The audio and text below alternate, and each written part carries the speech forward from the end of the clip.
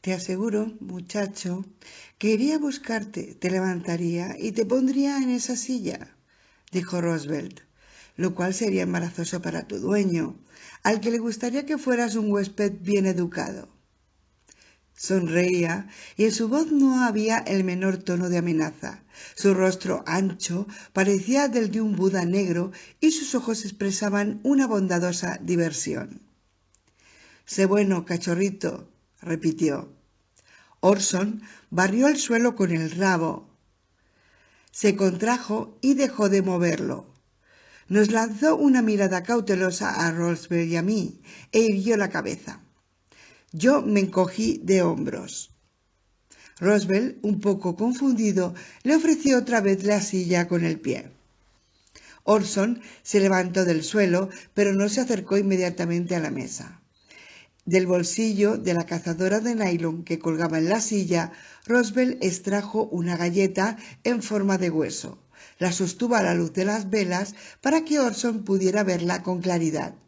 Entre el gran pulgar y el dedo índice, la galleta parecía casi tan fina como el eslabón de una pulserita. Aunque de hecho era un buen bocado, con la solemnidad digna de una ceremonia, Roosevelt la puso encima de la mesa frente al asiento que le estaba reservada al perro. Con unos ojos llenos de deseo, Orson siguió la trayectoria de la galleta, caminó hacia la mesa, pero se detuvo a poca distancia de ella. Se comportaba con desacostumbrada reserva. Roosevelt extrajo una segunda galleta de la cazadora, la acercó a la luz de las velas, la giró como si fuera una joya exquisita que brillara ante la llama, y luego la dejó en la mesa junto a la primera. Aunque gimió con deseo, Orson no se acercó a la silla. Agachó un poco la cabeza y a continuación miró a nuestro anfitrión por debajo de las cejas. Era el único hombre al que a veces Orson no quería mirar a los ojos. Roosevelt cogió la tercera galleta del bolsillo de la cazadora. La sostuvo debajo de su nariz ancha y tantas veces rota. Aspiró profundamente, con generosidad, como si saboreara el incomparable aroma de la golosina en forma de hueso. Orson irguió la cabeza y también olisqueó. Roosevelt sonrió con disimulo, dirigió un guiño al perro y luego se metió la galleta en la boca. La masticó con gran deleite, la remojó con su sorbo de café y dejó escapar un suspiro de placer. Me quedé impresionado, nunca se lo había visto hacer antes. ¿Qué sabor tiene? No está mal, sabe a trigo triturado. ¿Quieres una? No, señor, no, gracias, repuse, me conformaba con el café. Orson tenía las orejas erguidas. Roosevelt acaparaba toda su atención. Si el imponente gigante negro y de voz amable disfrutaba de verdad con las galletas, debía de haber más para cualquier can que se esforzara por conseguirlas. De la cazadora que colgaba del respaldo de la silla, Roosevelt sacó otra galleta. La sostuvo debajo de la nariz y aspiró de tal manera que estuve a punto de quedarme sin oxígeno. Cerró los párpados con sensualidad. Le recorrió un estremecimiento de pretendido placer, que se dilató casi en un desmayo. Parecía que iba a caer en un frenesí devorador de galletas. La ansiedad de Orson era palpable. De un salto se acercó a la silla donde Roosevelt le esperaba. Se sentó sobre sus cuartos traseros y estiró el cuello hasta que el hocico estuvo solo a 2 pulgadas de la nariz de Roosevelt. Juntos olisquearon la comprometida galleta. En lugar de metérsela en la boca, Roosevelt la colocó cuidadosamente en la mesa junto a las otras 2 que estaban alineadas frente al asiento de Orson. Buen chico. Yo no creía demasiado en la supuesta habilidad de Roosevelt Frost para comunicarse con los animales, pero en mi opinión era sin discusión un psicólogo de perros de primera categoría. Orson olisqueó las galletas de la mesa. Le advirtió Roosevelt. El perro miró a su anfitrión. No debes comértelas hasta que yo te lo diga, dijo Roosevelt. El perro se relamía. Verás, muchacho, si te las comes sin mi permiso, nunca, nunca, nunca más habrá galletas para ti. Orson emitió un gemidito plañidero. Esta es mi intención, dijo Roswell con voz suave pero firme. No puedo obligarte a hablar conmigo si tú no quieres. En cambio, puedo insistir en que te comportes con un mínimo de educación a bordo de mi barco. No puedes venir aquí y devorar groseramente los canapés como si fueras una bestia salvaje. Orson miraba fijamente a los ojos de Roswell. Al parecer calibraba sus obligaciones en el papel de no devorador grosero. Roswell ni siquiera parpadeó. Cuando se convenció de que no se trataba de una amenaza vacía de contenido, el perro dirigió su atención a las 3 galletas. Las contempló con tal desesperado anhelo que pensé que después de todo yo también podría coger una de esas condenadas cosas. Buen chico, dijo Roswell. Cogió de la mesa un mando de control remoto y puso uno de los botones, aunque la punta de su dedo era lo bastante ancha para presionar al menos 3 botones a la vez. Detrás de Orson se abrieron unas puertas con bastidor a motor escondidas en la mitad superior de una caja empotrada y aparecieron 2 estantes llenos de aparatos electrónicos que brillaban con una luz que emitía diodos. Al parecer a Orson todo aquello le interesó bastante y giró la cabeza un momento antes de centrarse de nuevo en el culto a las galletas prohibidas. Un gran monitor de vídeo se puso en marcha en la caja.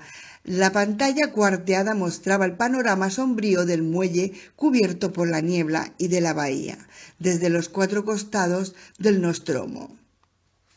¿Qué es eso?, pregunté. Seguridad. Roswell cerró el control remoto. Los detectores de movimiento y los sensores infrarrojos captarán a cualquiera que se acerque al barco y nos alertarán. Luego, una lente telescópica automática aísla y aproxima al intruso antes de que llegue aquí. Así sabremos con quién nos vamos a enfrentar. ¿Es que vamos a enfrentarnos con alguien? El hombre montaña se tomó 2 sorbos de café lentamente y con afectación antes de responder. Ya debes de saber bastantes cosas. ¿Qué quieres decir? ¿Quién es usted? No soy nadie, solo soy yo, repuso. Solo el viejo Rosy Frost. Si estás pensando que quizás soy uno de los que te están detrás de todo esto, te equivocas. ¿A quién se refiere? ¿Detrás de qué? Con un poco de suerte, quizás aún no estén enterados de lo que los conozco, contestó mientras examinaba las 4 vistas de las 4 cámaras de seguridad en el monitor del vídeo. ¿Quién? ¿Los de Wyvern? Se volvió para mirarme de nuevo. Ya no están en Wyvern. Ahora son gente de la ciudad. No sé cuántos son. Un par de cientos, quizá 500. Probablemente no más, al menos todavía. Indudablemente se va extendiendo gradualmente a los demás y más allá de Moonland Bay. ¿Intenta ser impenetrable?, pregunté con frustración. ¿Todo lo que pueda? Sí. Se levantó, fue a buscar la cafetera y sin ningún otro comentario volvió a llenar las tazas. Era evidente que quería hacerme esperar dándome una información en porciones, del mismo modo que el pobre Orson se veía obligado a esperar pacientemente su bocado. El perro lamió la superficie de la mesa alrededor de las 3 galletas, pero su lengua ni siquiera rozó las golosinas. Si no está relacionado con esa gente, ¿cómo sabe tanto de ellos?, inquirí cuando volvió a su silla. No sé mucho. Al parecer mucho más que yo. Solo sé lo que los animales me cuentan. ¿Qué animales? Bueno, tu perro no, desde luego. Orson alzó la vista de las galletas. Es una esfinge, comentó Roswell. No había sido consciente de hacerlo, pero en algún momento, poco después de la caída del sol, debía atravesar un espejo mágico. Y, dejando a un lado a mi flemático perro, ¿qué le han contado esos animales? Pregunté, decidido a interpretar el papel del lunático en ese nuevo mundo. No debes enterarte de todo, solo de lo justo para que comprendas que será mejor que olvides lo que has visto en el garaje del hospital y en la funeraria. Me enderecé en la silla, como si de repente se me erizara todo el cuero cabelludo. Es uno de ellos. No, tranquilízate, hijo. Conmigo estás a salvo. ¿Cuánto tiempo hace que somos amigos? Hace más de 2 años que viniste aquí por primera vez con tu perro, y creo que sabes que puedes confiar en mí.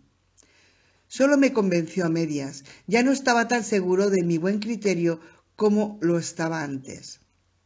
Y si no olvidas lo que has visto, siguió, si intentas comunicarte con las autoridades de fuera de la ciudad, arriesgarás tu vida. Acaba de decirme que confíe en usted y ahora me está amenazando. Protesté con el corazón en un puño. Mis palabras parecieron herirle. Soy tu amigo, hijo. No te he amenazado. Solo te estoy diciendo, sí, lo que dicen los animales.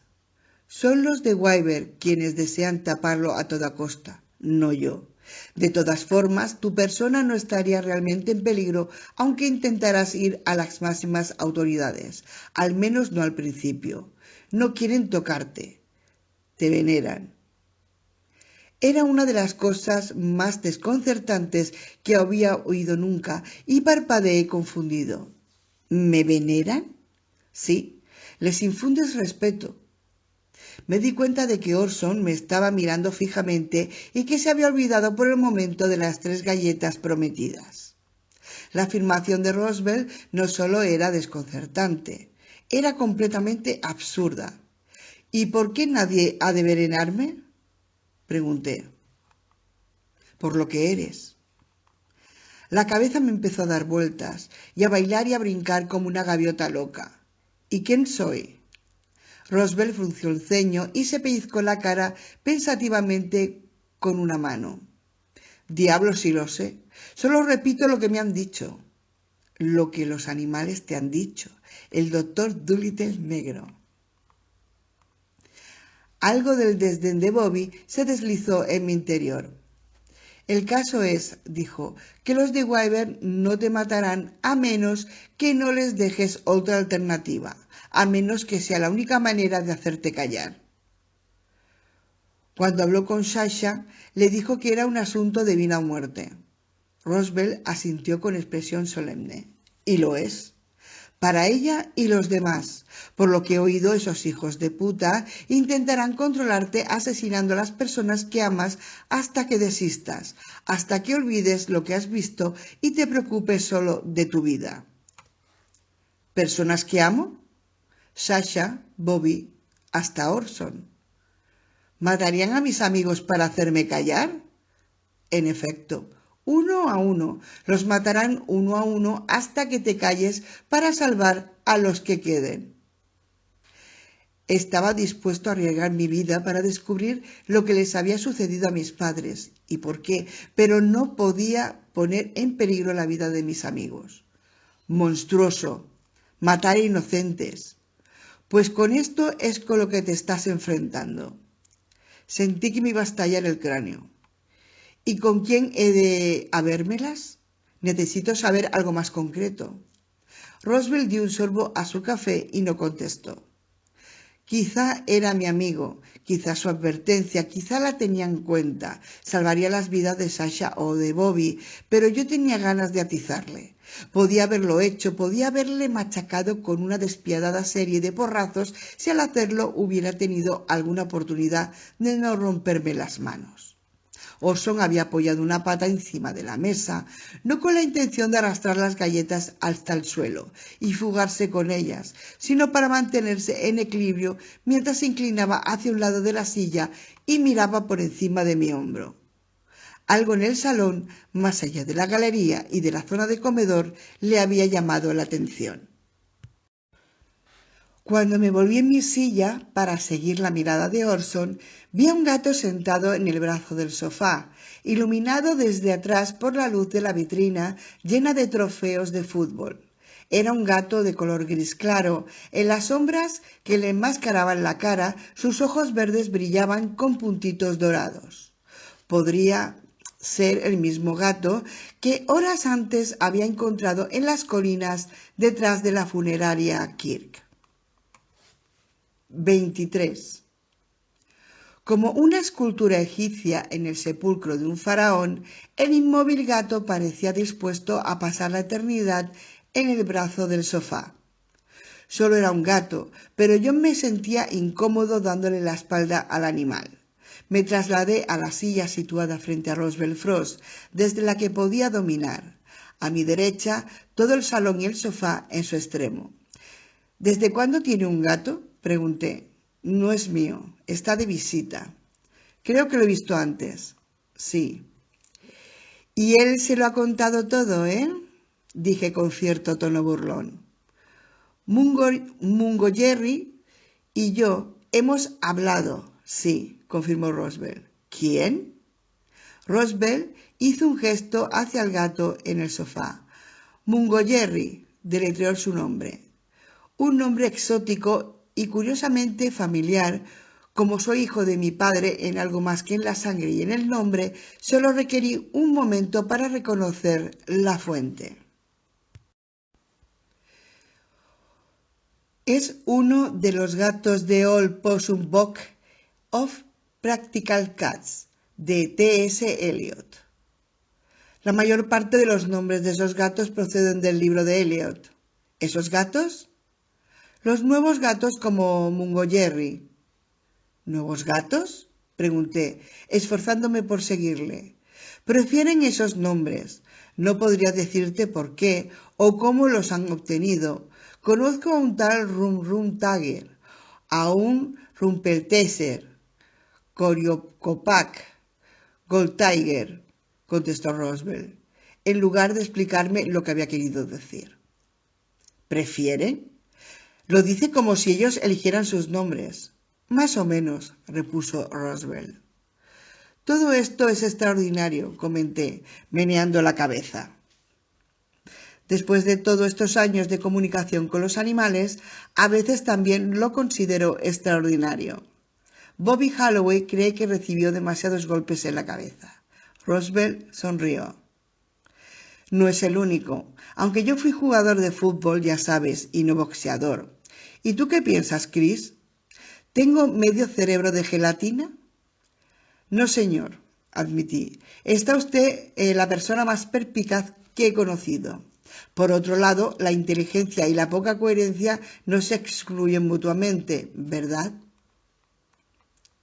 He conocido a demasiados académicos colegas de mi padre para discutírselo. En la sala, Mungo Jerry seguía observándonos desde su silla. Orson no perdía de vista al gato, no con el típico antagonismo canino, sino considerable interés. ¿Te he contado alguna vez cómo me metí en esto de la comunicación con los animales?, quiso saber Roosevelt. No, señor, y yo nunca se lo he preguntado. Señalar tal excentricidad me habría parecido tan descortés como mencionar un defecto físico, así es que siempre había fingido aceptar este aspecto de Roosevelt como si fuera algo natural. Bien, dijo, hace unos 9 años tenía aquel perro tan grande, Sloopy, negro y tostado. Sería la mitad de Orson, de raza indefinida, pero era especial. Orson había desviado su atención del gato a Roosevelt. Sloopy tenía un carácter extraordinario. Era juguetón y de buen temperamento. No había nada de malo en él. De pronto su carácter cambió. Se volvió introvertido, nervioso, hasta deprimido. Tenía ya 10 años, no era un cachorro, así que lo llevé a hacerle una revisión y temí que iba a oír lo peor de los diagnósticos. Sin embargo, el examen no reveló que padeciera ninguna enfermedad. Sloopy tenía un poco de artritis, algo que conoce muy bien un añoso exdefensa con rodillas de futbolista, aunque no era suficiente para inhibirle, y esto fue lo único que le encontraron. Y sin embargo, semana tras semana se iba retrayendo. Mungo Jerry se había movido. Saltó del brazo del sofá al respaldo y se aproximaba sigilosamente. Un día, continuó Roosevelt, leí uno de esos relatos de interés humano en el que el periódico acerca de esa mujer de Los Ángeles que decía que se comunicaba con las mascotas. Se llamaba Gloria Chan. Participaba en charlas televisivas, aconsejaba a personas que tenían problemas con sus animales y había escrito un libro. El tono sabihondo del periodista presentaba a Gloria como la típica loca de Hollywood. Es probable que la encasillara. Ya sabes que cuando acabó mi carrera de futbolista hice algunas películas.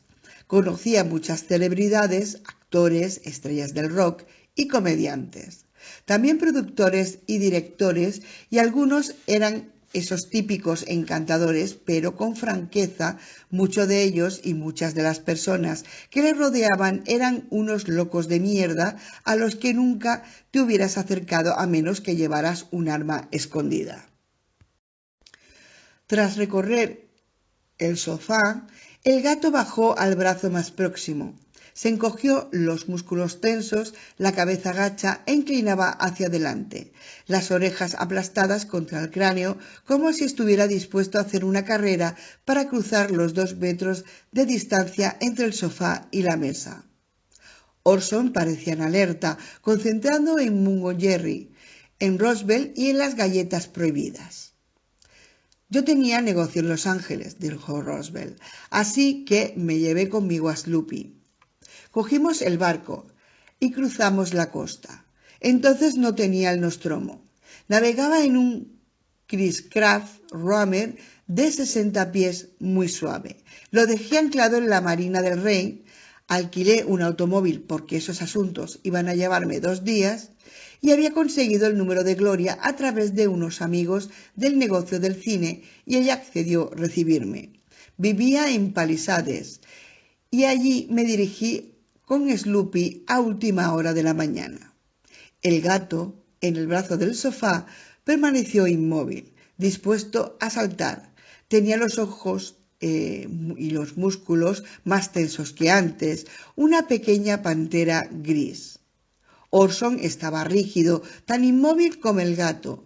Emitió un sonido fino, agudo, de ansiedad y luego se quedó en silencio.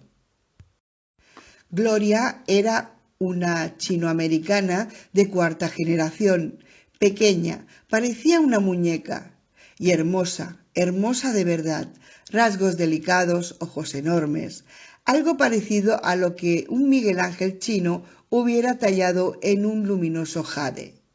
Te esperabas oír una voz infantil, en cambio era como la de Lauren Bacall, una voz profunda, de fumadora, saliendo de aquella delicada mujer. A Sloopy le gustó al instante. Antes de darme cuenta, lo sentó en su regazo, cara a cara, le habló y lo acarició. Luego me dijo qué le pasaba. Mungo Jerry saltó del brazo del sofá y no fue al pequeño comedor, sino al escritorio, y luego corrió desde el escritorio al asiento de la silla que yo había abandonado cuando me había cambiado de sitio para no perderlo de vista. En ese instante, Orson y yo sufrimos una crispación simultánea. Mungo Jerry se sentó con las patas traseras apoyadas en la silla, las delanteras en la mesa y se quedó mirando fijamente a mi perro. Orson volvió a emitir ese sonido breve, fino y ansioso y no apartó los ojos del gato. Roosevelt, sin preocuparse del gato, siguió hablando. Gloria me dijo que Sloopy estaba deprimido principalmente porque yo ya no pasaba tanto tiempo con él. Sales con Helen, dijo, y Sloopy sabe que no le gusta a Helen. Cree que vas a tener que elegir entre él y Helen y sabe que la elegirás a ella. Bueno, hijo, me quedé atónito al escuchar todo eso, porque era cierto que yo salía con una mujer llamada Helen, aquí en Murian Bay, pero Gloria Chan no podía conocerla. Y yo estaba obsesionado con Helen. Pasaba con ella la mayor parte de mi tiempo libre y a ella no le gustaban los perros, lo que significaba que siempre dejaba solo a Sloopy. Yo creía que acabaría gustándole Sloopy porque ni Hitler hubiera sido capaz de no sentir ternura por ese perrillo, pero cuando esto salía a colación, Helen se volvía tan agria conmigo como cuando se acercaba a un perro, aunque yo esto todavía no lo sabía. Mungo Jerry, mirando fijamente a Orson, enseñó los dientes. Orson se contrajo en la silla como si temiera que el gato fuera a lanzarse hacia él.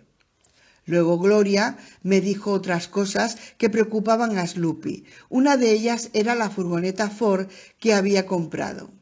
Su artritis no era grave, pero el pobre perro no podía entrar y salir de la camioneta con tanta facilidad como lo hacía en el coche y temía romperse un hueso. El gato, siempre inmóvil, emitió un silbido y siguió enseñando los dientes. Orson retrocedió y se le escapó un sonido de ansiedad que mantuvo brevemente, como una ráfaga de vapor que sale silbando de una tetera. Inconsciente de la escena felino-canina, Roswell siguió hablando. Gloria y yo comimos y pasamos toda la tarde charlando de su trabajo en la comunicación con los animales. Me confesó que no poseía un talento especial, que no se trataba de ningún dislate psíquico paranormal, sino de la sensibilidad hacia otras especies que todos poseemos, pero que tenemos reprimida. Me dijo que todo el mundo puede hacerlo, que yo podía hacerlo si aprendía las técnicas y le dedicaba el tiempo suficiente, lo cual me pareció descabellado. Mungo Jerry volvió a silbar, esta vez con mayor ferocidad, y de nuevo Orson se echó hacia atrás. Luego observé que el gato sonreía o mostraba algo parecido a una sonrisa, como hacen los gatos. Y más extraño aún, me pareció que la cara de Orson se transformaba en una amplia sonrisa, lo cual no requiere demasiada imaginación porque todos los perros pueden sonreír. Jadeó con felicidad, sonrió al gato sonriente, como si su enfrentamiento hubiera sido una broma divertida. Y yo te pregunto, hijo, ¿quién no hubiera deseado aprender todas esas cosas?, dijo Roswell. ¿De veras?, repliqué aturdido. Gloria me enseñó durante meses y meses. A veces era muy frustrante, pero finalmente conseguir ser tan bueno como ella.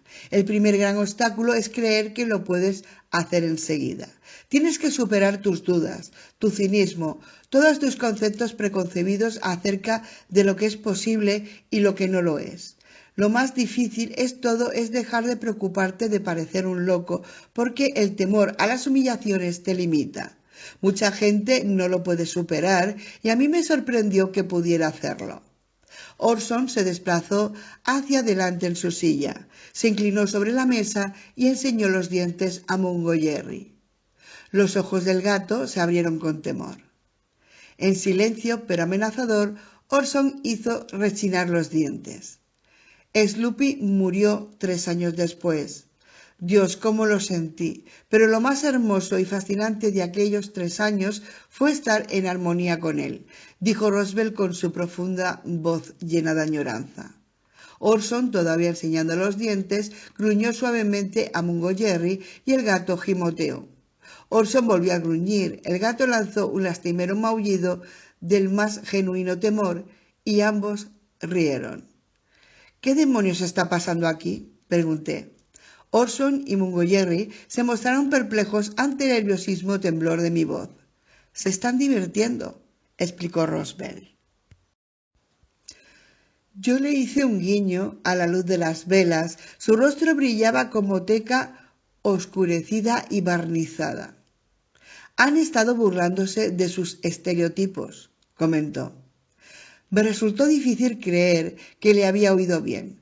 Considerando que debía de haber entendido mal sus palabras, iba a necesitar mangueras a presión y desagües de plomo para limpiarme las orejas. ¿Burlándose de sus estereotipos? Sí, eso es, meneó la cabeza en sentido afirmativo. Claro que ellos no lo dirían en sus términos, pero eso es lo que están haciendo. Se supone que los perros y los gatos han de ser hostiles. Los tíos se están divirtiendo mofándose de esos prejuicios. Roswell me sonrió tan estúpidamente como el perro y el gato. Sus labios eran de un rojo tan oscuro que prácticamente parecían negros y sus dientes tan grandes y blancos como terrones de azúcar. Señor, le dije, me retracto de lo que he dicho antes. Tras una cuidadosa reconsideración, he decidido que está completamente loco, pasado de rosca al máximo. De nuevo meneó la cabeza y me sonrió. De pronto, como los oscuros rayos de luna llena, su rostro recobró una expresión demencial. No tendrías ningún maldito problema si yo fuera blanco.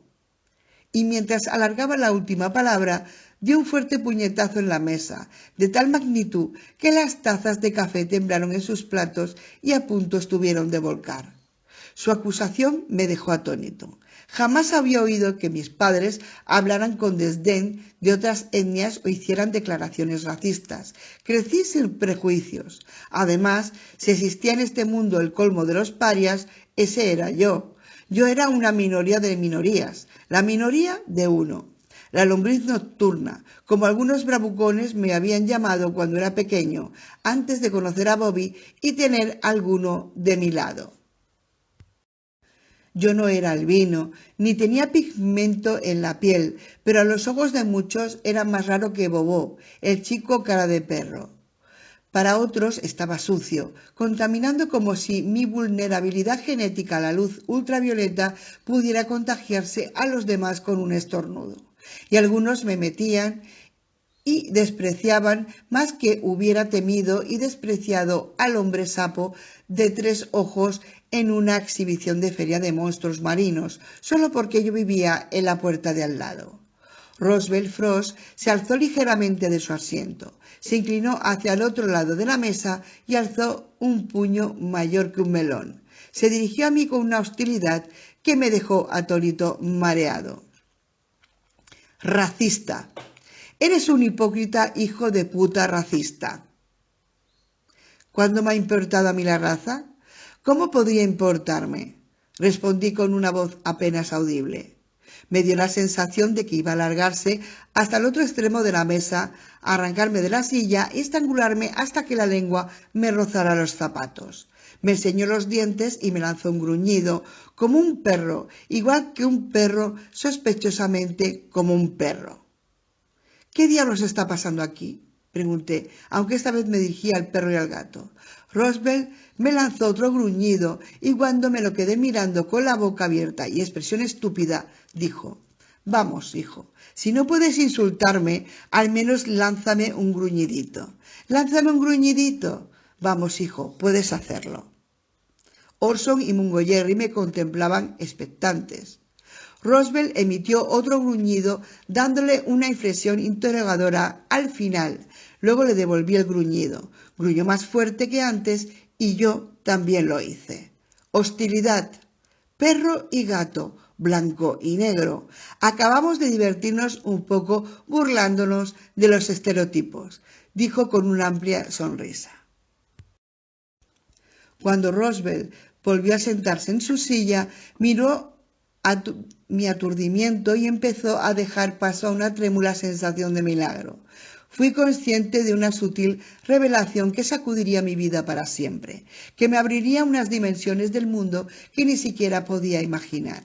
Pero aunque me esforcé en agarrarla, esa lucidez permaneció esquiva hasta la exasperación, justo al otro lado del límite de mi búsqueda. Miré a Orson, sus ojos líquidos, negros como la tinta. Y a Mungo Jerry. El gato me mostró los dientes. Orso también. Un temor frío y desmayado me recorrió las venas, como hubiera expresado el bardo de Avon. No porque creyera que el perro y el gato pudieran morderme, sino por lo que significaba la exhibición burlona de los dientes. No fue miedo lo que me hizo temblar, sino una deliciosa sensación helada de prodigio y vertiginosa excitación.